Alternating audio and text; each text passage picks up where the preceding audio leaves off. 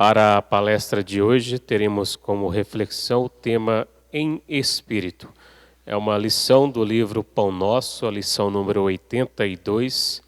Então, com este tema, com esta reflexão, eu convido a nossa amiga Shirley Milagre, que é médica pediatra, oradora espírita e colaboradora aqui do Jesus de Nazaré, para proferir por nós esta explanação. Shirley, bem-vinda, um bom trabalho, que Jesus a abençoe.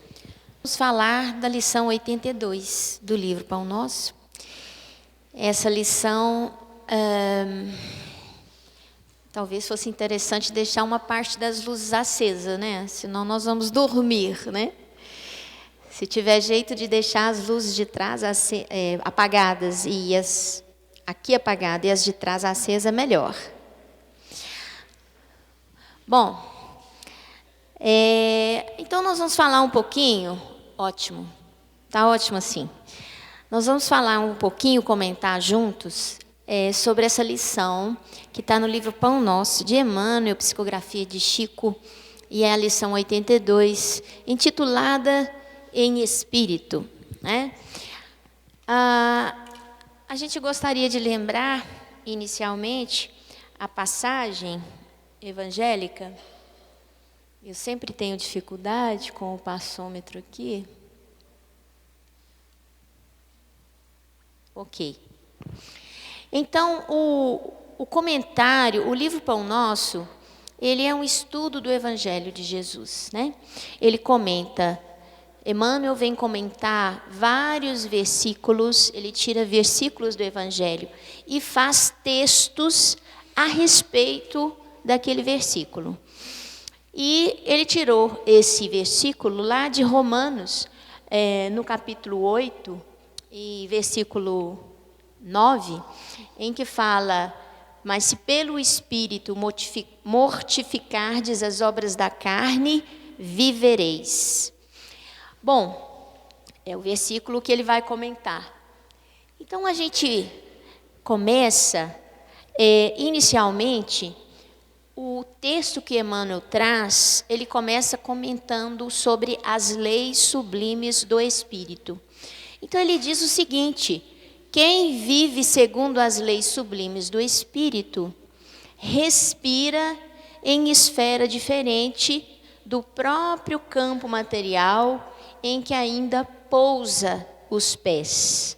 E quando a gente ouve ele dizer leis sublimes do Espírito, a gente se pergunta: quais são essas leis sublimes do Espírito que nós devemos procurar viver de acordo com elas?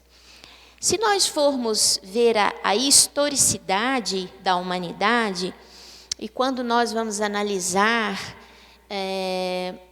esse conhecimento trazido da doutrina espírita, nós devemos analisar isso ao longo de vários séculos, né? Não só o agora. E se nós formos analisar ao longo desses vários séculos de existência do ser humano na Terra, nós vamos ver que essas leis sublimes do Espírito, elas foram sendo reveladas pouco a pouco, de acordo com a condição da humanidade. Nós vamos ver que as primeiras leis que tentaram organizar a relação entre os homens na Terra, ela data de antes de Cristo e antes mesmo do Pentateuco de Moisés, né? Então, antes das leis de Moisés, já existia um código de leis que foram escritas por um rei lá na Mesopotâmia, nos caldeus, que chamava-se Hammurabi, né? Então, Hammurabi, ele criou um código de leis como a tentativa de unificar todos os povos que estavam sob os seus cuidados. Ele queria, inclusive, criar a crença no Deus único. Isso antes de Moisés. Ele não foi muito feliz na tentativa de criar o Deus único. Ele criou o Deus único para ser adorado, mas não foi muito feliz porque todos os povos já tinham os seus deuses, né, que eles acreditavam. Mas uma coisa foi importante demais para aquela humanidade. Ele unificou a justiça na terra. Então, ele criou aquela famosa pena de quê? Talião, olho por olho, dente por dente, né? Se você mata, você morre. Se você rouba, você morre. E assim por diante. Falhou em algumas coisas, porque levou em consideração a ordem social que o criminoso pertencia, para o grau de penalidade que seria proferido para aquele criminoso, né? Então, em algumas coisas ele errou. E ele tratava unicamente da questão da justiça, onde não havia a menor preocupação com a questão educadora. E Moisés veio trazendo, depois de Hammurabi, através dos 10 mandamentos, também um código de leis que eram de cunho moral. Eram leis que abordavam muito mais as atitudes morais das relações humanas do que as questões materiais que envolviam o código de Hammurabi. Só que Moisés recebeu as tábuas da lei e foi estudando cada um dos mandamentos, criando várias outras leis e regulamentos, muitos baseados não só nas tábuas da lei, mas baseado também no código de Hammurabi, que já era um código que tinha sido disseminado, chegou inclusive na Grécia. Saiu lá da região da Mesopotâmia, conseguiu chegar até a Grécia. E aí, depois de séculos, se nós formos considerar anos antes de Cristo, o Código de Hammurabi, ele veio no século 18 antes de Cristo, os 10 mandamentos já no século 15 antes de Cristo, e depois o Evangelho de Jesus. O Evangelho de Jesus também traz um código de leis sublimes.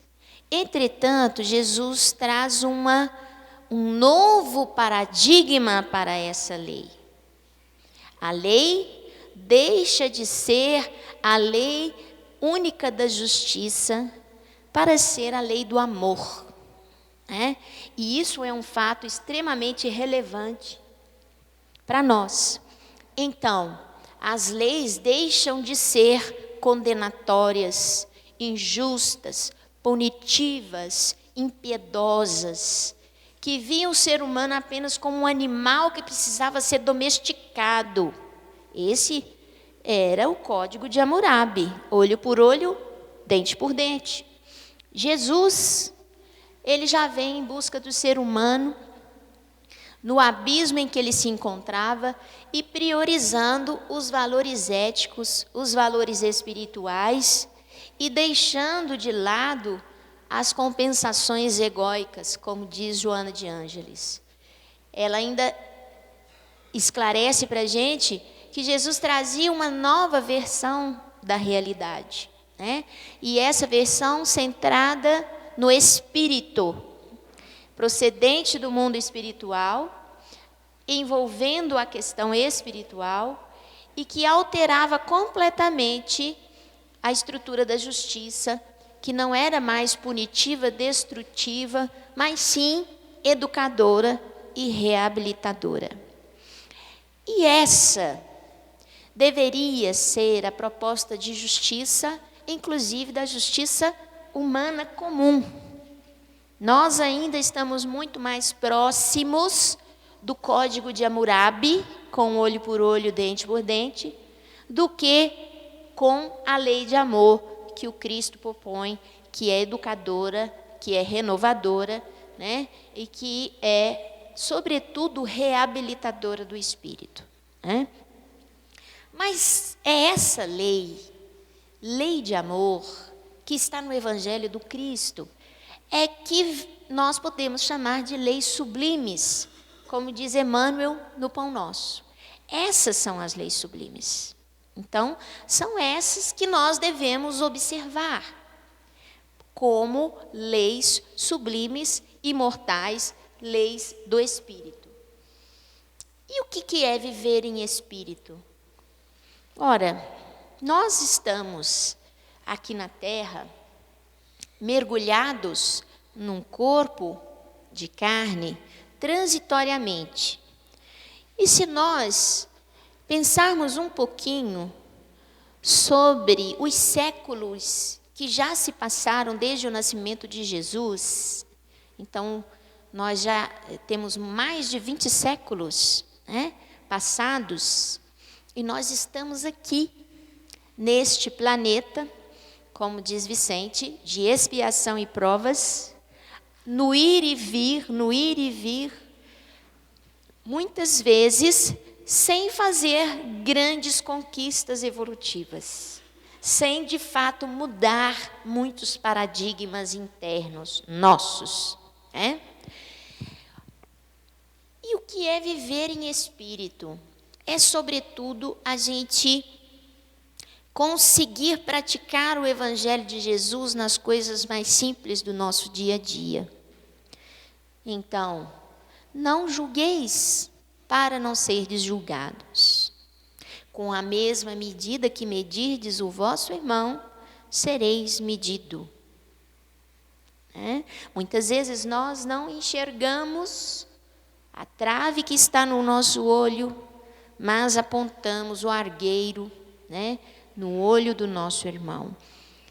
Então, essa primeira condição de conseguir enxergar o outro como uma centelha divina, uma consciência em evolução, com um estágio de evolução diferente dos seus, que tem as suas conquistas, tem os seus méritos e tem os seus deméritos, assim como eu mesma. Conscientes de que nós fazemos a nossa evolução desde a condição de princípio inteligente. Nós nos desenvolvemos a partir de uma semente de inteligência, que a gente deu o nome de princípio inteligente. E essa sementinha, ela foi aprendendo ao longo das eras e eras e eras, dos milhões de séculos do desenvolvimento da Terra, aprendendo a lidar, a manusear, a controlar, a gerenciar os fenômenos da matéria, para que, aprendendo a gerenciar os fenômenos da matéria, ela recebesse um instrumento material à altura do exercício do seu livre-arbítrio, à altura do psiquismo desenvolvido. Isso é maravilhoso. Como sementinha de inteligência, nós passamos pelos vários reinos: mineral, vegetal, animal, e agora na condição humana, que é a condição evolutiva mais desenvolvida do ponto de vista psíquico, do ponto de vista de sentimentos, do psiquismo, entre todos os que estão aqui no planeta Terra, no planeta que habitamos. Estamos na condição de melhor desenvolvimento, a nível de instrumento de manifestação da nossa inteligência. O corpo humano nos possibilita, através do cérebro humano, o exercício da nossa inteligência plenamente. E a exteriorização dos nossos sentimentos, totalmente. Entretanto, para chegarmos nessa condição, ao passarmos por todos os reinos e treinamentos que fizemos na relação nossa com a matéria, nós adquirimos automatismos, nós criamos vícios psíquicos e que nós trazemos em nós, incrustados pela nossa história evolutiva. E esses vícios e essas condições que nós criamos através do próprio desenvolvimento da consciência cósmica são partes de nós e que nós precisamos trabalhar para eliminarmos aquilo que está em desacordo com as leis sublimes do Espírito, que é a lei do amor. Então, nós precisamos nos despojar de muitos mecanismos que foram importantes no início do nosso treinamento da nossa consciência na Terra. Foram importantes. Vamos dar um exemplo. O animal, ele precisa se proteger para sobreviver. E ele tem que reagir com violência e com agressividade, muitas vezes, na tentativa de proteger a própria vida. Mas isso hoje, na condição humana, nós temos maneiras de reagir e de lidar com todas as situações que oferecem risco, que dispensa a agressividade, que dispensa o uso da violência, porque a inteligência nos permite lidar diferente com isso. Então, nós precisamos extirpar de nós a agressividade. Precisamos extirpar de nós aquilo que prejudica a nossa caminhada. E o autoritarismo, ele é a base do julgamento. Então, nós precisamos entender o outro, o nosso semelhante, e combater em nós essa cristalização da nossa consciência, de achar que nós temos condição de medir o outro, de avaliar o outro, de julgar, de condenar, de penalizar. Nós precisamos lembrar, como Jesus disse, bem-aventurados os pobres de espírito. Viver em espírito é você se despojar do orgulho. Precisamos trabalhar esse ufanismo que nós construímos em nós ao longo dessas várias vidas que vivenciamos. Bem-aventurados os simples de coração, dizendo Jesus para a gente que a humildade, ela deve ser a regra, mas não a falsa humildade. A humildade de fato. A falsa humildade, muitas vezes, é quando nós nos apequenamos para nos tornarmos grandes. Nós nos apequenamos para que alguém nos note e nos coloque em evidência. Não, isso não é humildade. A humildade está baseada no reconhecimento da paternidade divina e de que todos somos iguais frente ao Criador. Se vocês disserem assim, mas nós somos diferentes, né?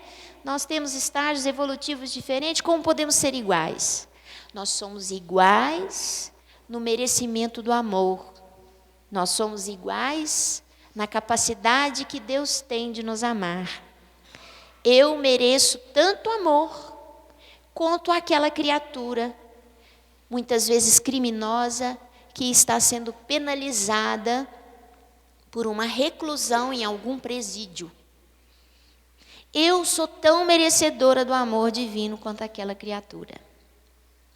Entretanto, eu vivo uma situação diferente da outra criatura, dada a condição de conquista, a posição da inteligência e o uso da capacidade psíquica, da capacidade de amar, que cada um tem e é diferente um do outro.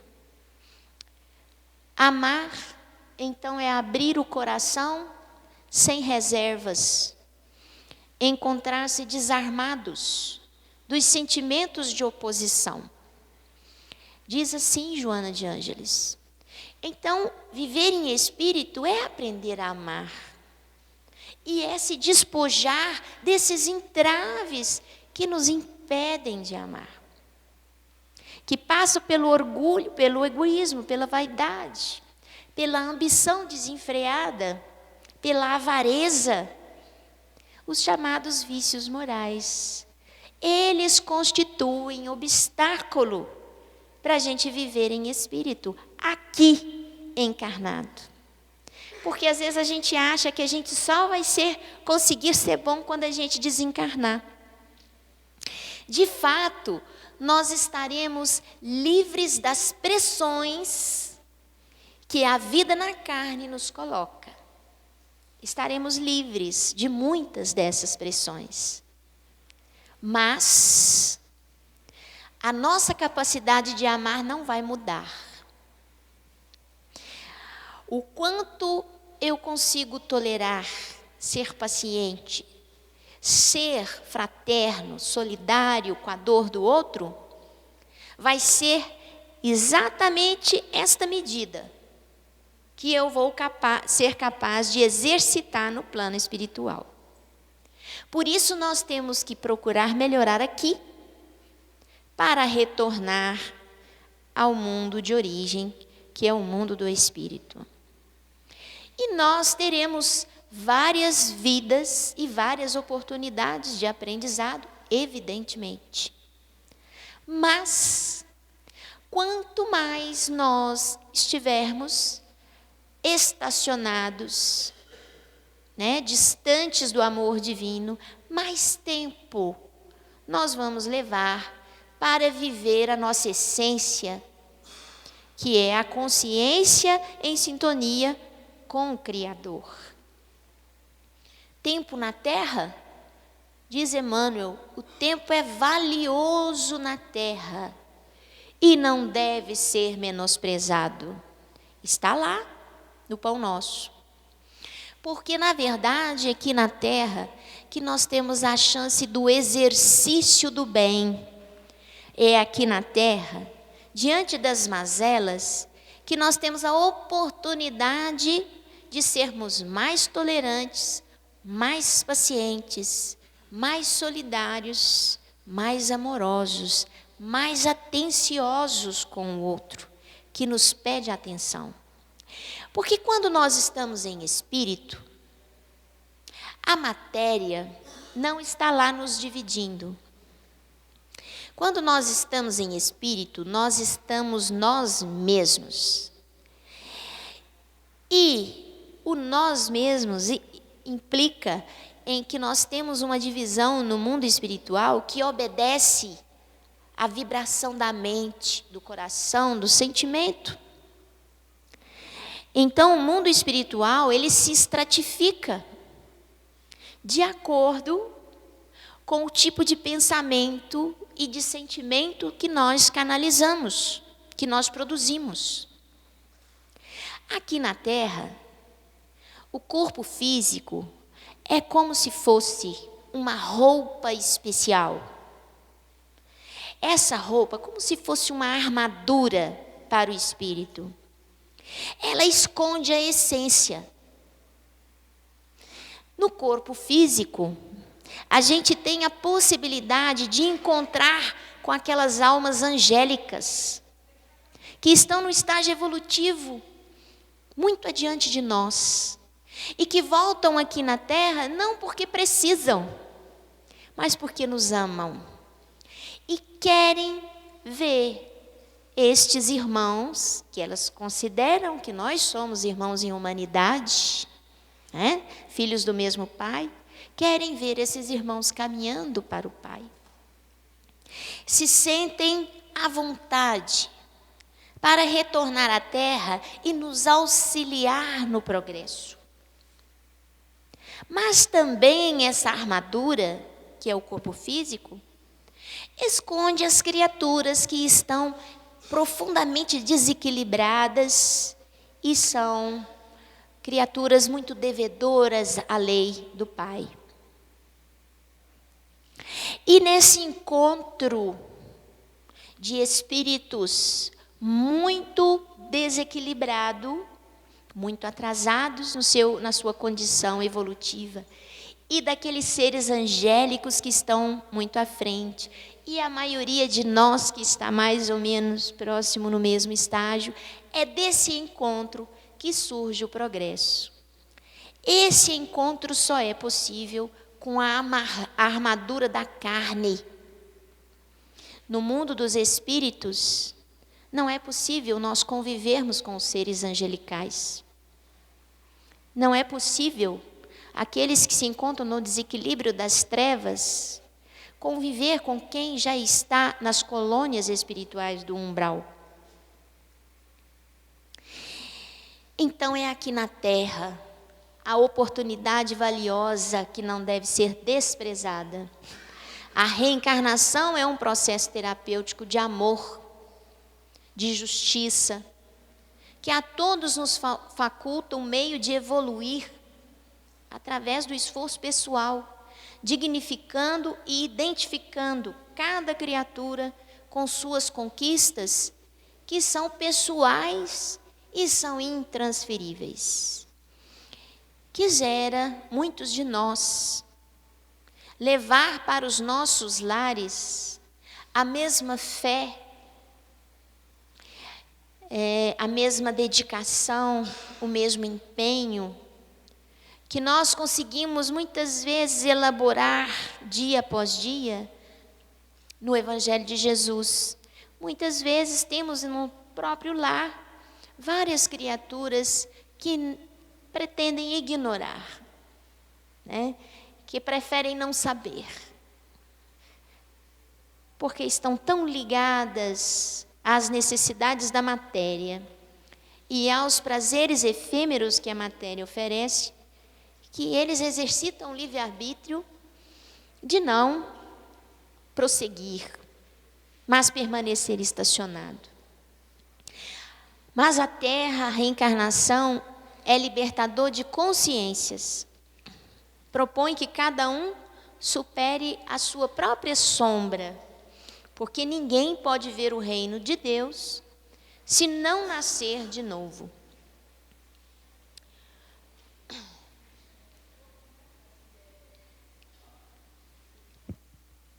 Gente, trabalho é dádiva, diz Emmanuel. Então, além da terra, né, da terra não pode ser menosprezada, a reencarnação tem que ser, ela é valiosa, tem que ser dado valor adequado. O trabalho na terra é uma dádiva. Diz Emmanuel em Religião dos Espíritos: conserva os braços na estufa da preguiça e terminarás a existência transpirando bolor e inutilidade. É muito interessante. Todo trabalho, toda função aqui na Terra é extremamente importante. E a gente precisa aprender a ver isso com os olhos do amor.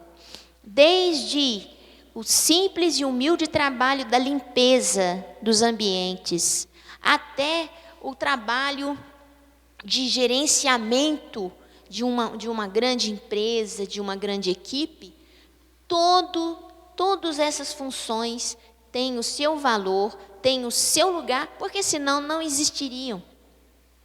Elas são importantes. E mais importante ainda do que isso, é saber que através da reencarnação, você certamente terá as oportunidades de ocupar funções diversas na estrutura social em que você reencarnar. Muitas vezes você pode vir como um membro com autoridade, consciência, com poder. Em outra reencarnação, você pode vir como um subalterno ou como uma criatura mais humilde, de conhecimentos mais limitados. E é um exemplo disso muito claro a vida de Emmanuel. Quando nós vemos no livro, há 2000 anos, na condição de senador romano importante, que recebeu, inclusive, uma condecoração pelos 20 anos de trabalho ao Império Romano, ele, na condição de senador Públio Lentulus, reencarna posteriormente como o escravo Nestório. Então, ele sai da condição de senador, que tinha vários escravos, para a condição de escravo na outra vida. Portanto, o trabalho é uma dádiva. Tem que ser valorizado, respeitado e feito com carinho e amor. Diz também Emmanuel, nós devemos aproveitar todas as situações difíceis que a ignorância alheia nos cria. Porque através dessas situações difíceis, oriunda da ignorância alheia, nós vamos exercitar as virtudes que é a proposta do Evangelho de Jesus, a educação do Espírito. E para nós conseguirmos lidar melhor com a ignorância, nós precisamos desenvolver a piedade, sermos piedosos. Mas não é sermos piegas. Ser piega é uma coisa, ser piedoso é outra coisa. O piedoso, o verdadeiro piedoso, ele tem conhecimento de causa, ele tem como base da sua atitude o entendimento da outra criatura. Então, a piedade é filha dileta do amor, que surge no homem quando este se eleva, alcançando níveis de consciência mais condizentes com seu estado de conquistador do infinito, de filho de Deus, não é? Que não cessa de servir. Então, nós, na condição de encarnados, temos que agir como se nós estivéssemos na condição de espírito, filhos de Deus. E temos que trabalhar em nós a piedade para saber lidar com a ignorância daqueles que nos cercam. Sempre lembrando que nós não damos saltos, como a natureza, o espírito também não dá saltos. A evolução se faz passo a passo. Portanto, se hoje eu considero que existe muita ignorância ao meu redor, eu tenho que lembrar que já fiz parte dessa gleba também. E que com as graças divinas, com a bondade divina me oferecendo oportunidades de aprendizado, eu consegui fazer algumas conquistas. O que me torna, o que me dá uma condição mais equilibrada, muitas vezes, daquele que ainda se encontra na condição de ignorância. Então, eu preciso lembrar que já fui assim. Eu já fui assim. Né? Quando nós temos um adolescente rebelde, né? Um filho rebelde, que a gente às vezes tem uma dificuldade grande de educar, muitas vezes nós falamos assim, eu estou aqui lembrando, eu já fiz isso quando eu era adolescente, né? Eu também já pensei assim, eu já fiz assim, né? E a gente consegue então muitas vezes contornar a situação com aquele filho rebelde e fazê-lo amadurecer. Até chega um momento que nós conversamos de igual para igual, como indivíduos maduros. E somos capazes de dizer, nossa, você lembra daquilo que você pensava? Você lembra daquilo que você fez? Né? Eu também, na minha mocidade, fiz algo parecido. Mas eu não podia te falar, né? Porque eu precisava te corrigir. Né? E assim nós deveríamos agir com a ignorância alheia, colocando o amor e a educação em favor daqueles que muitas vezes estão em situação diferente da nossa. Existem muitas dificuldades, existem muitas aflições, existem muitos obstáculos. A vida na Terra é o mundo, nós estamos num mundo que é um mundo de expiação e provas. Então, a vida na Terra, ela não é isenta de dificuldades, antes pelo contrário. Nós todos, em qualquer condição que nós estejamos, nós estaremos enfrentando desafios. Porque aqui é a escola dos desafios e a escola das correções. Desafios são as provas. Correção é a expiação. Né? Então não há como viver na Terra como se nós estivéssemos no mundo evoluído, sem problemas. Primeiro, porque a Terra não tem essa condição, o mundo que nós habitamos não tem essa condição. E segundo, porque nós não estamos nesta condição. Alguém, para viver num determinado local, precisa conhecer os costumes desse povo, precisa conhecer a cultura desse povo. Vamos dar um exemplo? As mulheres que forem visitar um país eminentemente islâmico, muçulmano, elas devem conhecer as regras que existem para as mulheres, que são diferentes das regras ocidentais. Lá no mundo islâmico, a mulher não pode mostrar os cabelos, não é? Tem que usar o véu o tempo todo.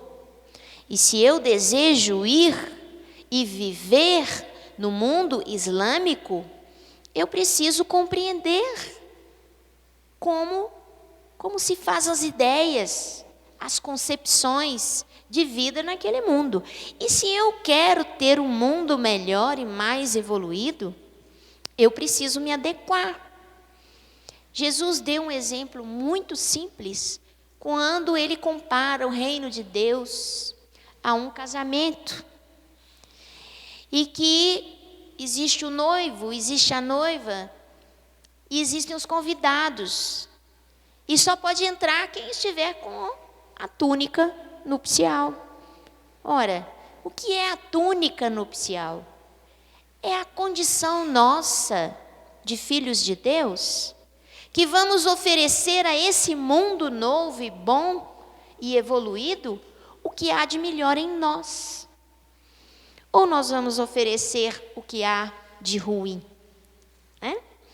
Então nós temos que estar vestidos da túnica nupcial. O nosso mundo atual de expiação e provas é um mundo que tem muitas dificuldades, muitas aflições e muitos obstáculos.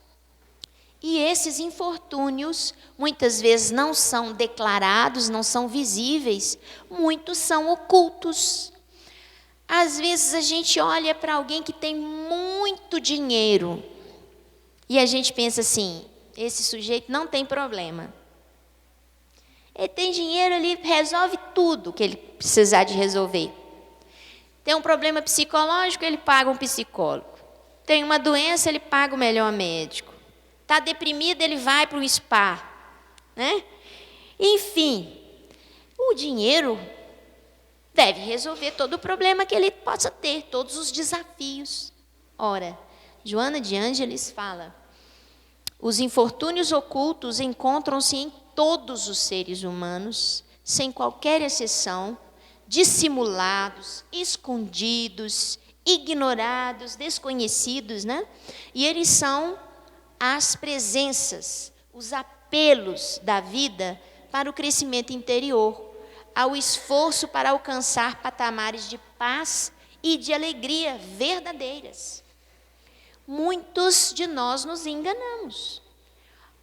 A criatura tem um corpo saudável, tem muito dinheiro, tem uma família linda. Nós já falamos, esse cara não tem problema, né? Essa criatura não tem dificuldade, ele é realizado. Isto é um olhar estreito, pequeno, obtuso, porque a dimensão da vida mental, da vida da consciência, ela é muito mais ampla. que os desafios da vida material. As questões dos sentimentos, das pulsões, das contradições, elas fazem parte do mundo íntimo nosso. Nós precisamos trabalhar o conhece-te a ti mesmo para progredir, para sermos melhores. Então, como não ter desafios e não ter problemas? Sem o seu concurso, o concurso das dificuldades, das aflições, dos obstáculos, todos se contentariam com as paisagens menos belas da névoa carnal, não aspirando à ascensão, não aspirando à imortalidade.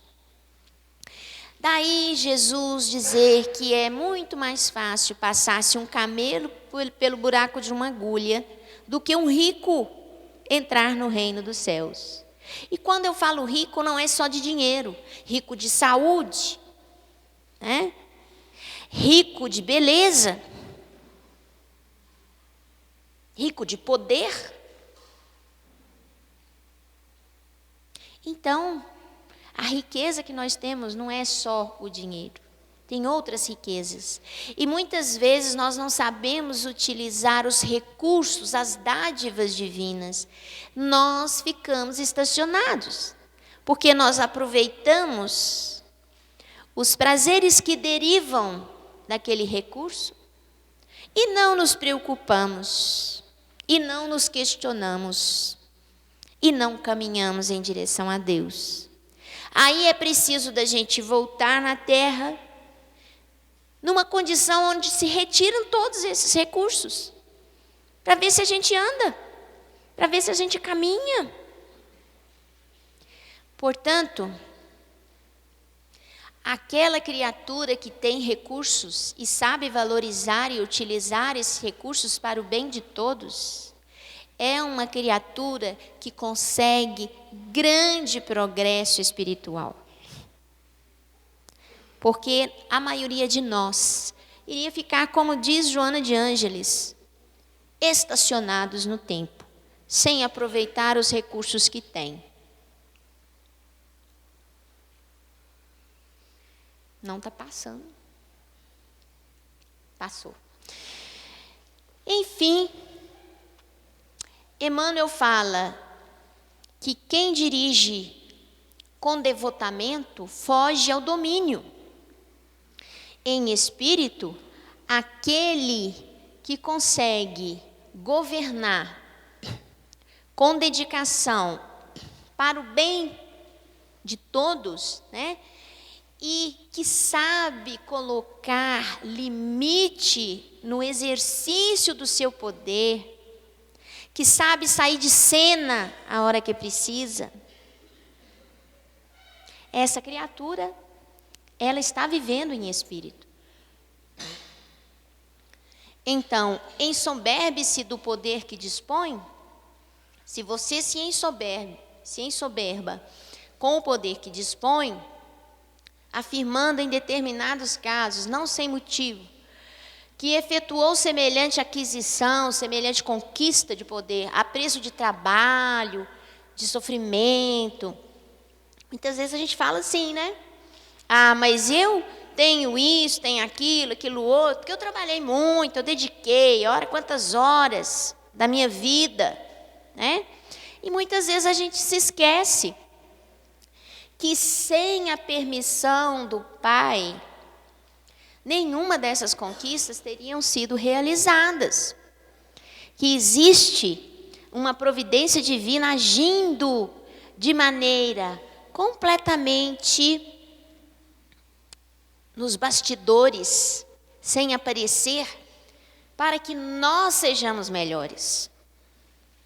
A providência divina age o tempo todo, propicia os recursos para a conquista da autoridade, mas quando isso acontece, existe a expectativa que você utilize esses recursos de forma adequada, ou seja, para que você exerça o poder, a autoridade com dignidade, com respeito e com sabedoria, a sabedoria implica na humildade. Humildade em assumir responsabilidades, mas reconhecer que todos nós contribuímos para que determinado objetivo seja alcançado. Não é o sucesso de uma única pessoa, é o resultado de várias mãos que trabalham em favor daquilo. E quando é que nós vamos perceber isto? No exercício da nossa autoridade. Nós achamos que tudo acontece porque nós fomos bons. Nós fomos competentes. Nós somos bons naquilo que fazemos. Se esquecendo que todo o resultado desse trabalho tiveram várias mãozinhas, fazendo com que a ideia se concretizasse. Se não houvesse a colaboração de vários, aquilo não teria acontecido. Então, devemos servir, mas sem escravizar, diz Emmanuel. Permanecer sempre atento às obrigações da sementeira. Não se inquietar pela colheita. Isso são palavras dele no Pão Nosso. Muitas vezes nós somos dedicados trabalhadores do bem, da paz, mas estamos sempre criando a expectativa do retorno daquilo que nós estamos fazendo. Nós temos que aprender a não ficar se inquietando pelo resultado daquilo que nós estamos semeando. Nós temos que conscientizar que o campo, a planta, a chuva, a água, o vento, não está sob o nosso controle. Então, existem várias situações que nós atuamos em favor do bem e que muitas vezes podem não nos trazer o resultado esperado, porque tudo não está totalmente sobre o nosso controle. Nem a nossa própria vida, nem o nosso morrer.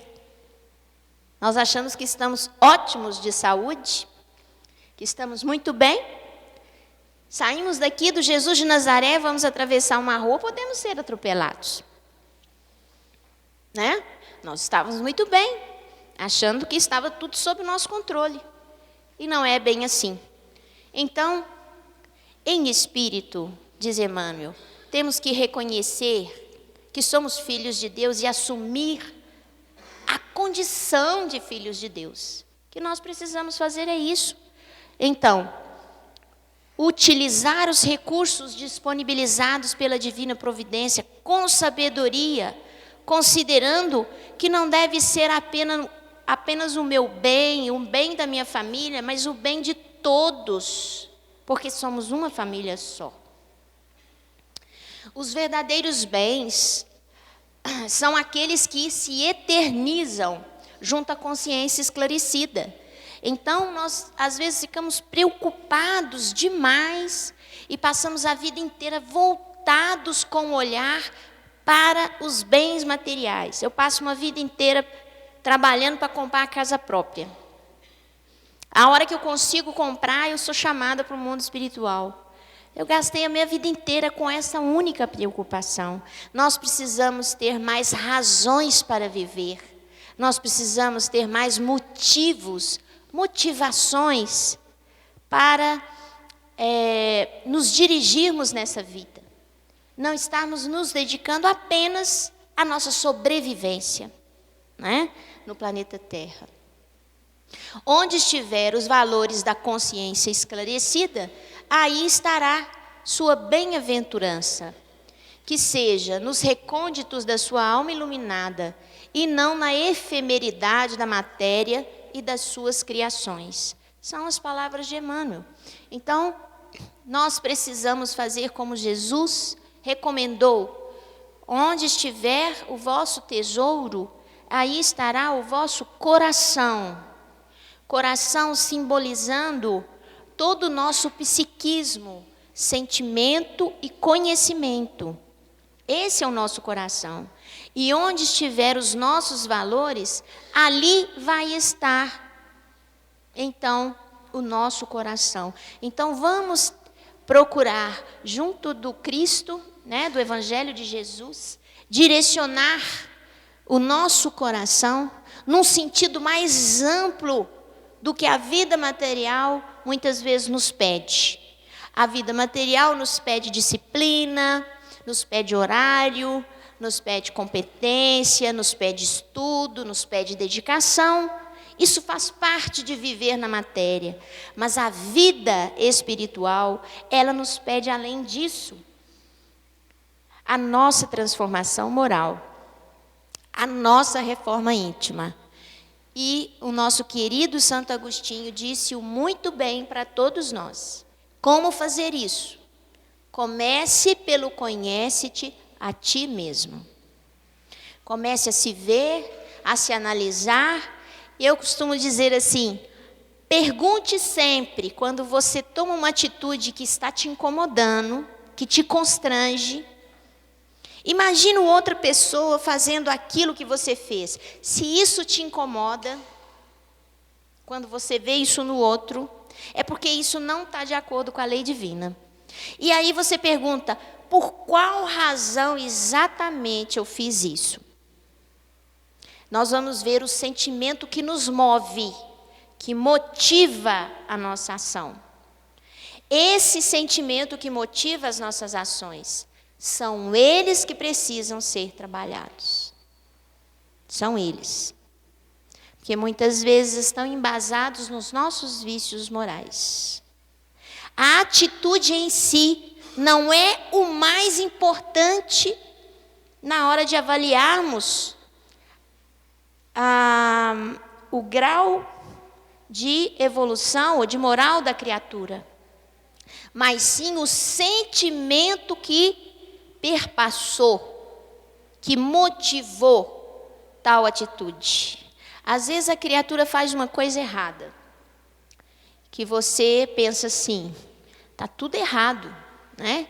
Não precisava ter feito isso. Quando você vai conhecer a fundo a versão e a motivação da criatura que tomou essa atitude, você pode perceber que o que motivou aquela atitude que não foi correta foi um sentimento nobre.